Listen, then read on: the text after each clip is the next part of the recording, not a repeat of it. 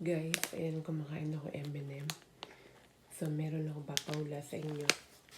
So, ibubuhos ko yung M&M sa aking kamay. And then, hulaan nyo kung ilang M&M yung makukuha ng kamay ko. Okay? Pero kailangan words po ang inyong isusulat yan sa YouTube. Alright? Words po mga ka-Gracie. Pagka hindi words, wala yun. Okay? Kailangan words po, hindi po number. Alright.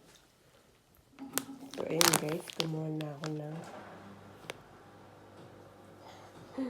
peanut. So, ilang peanut po yung nadampot ni Miss Gracie? Hulaan nyo, comment below. Isa lang po ang, isang sagot lang.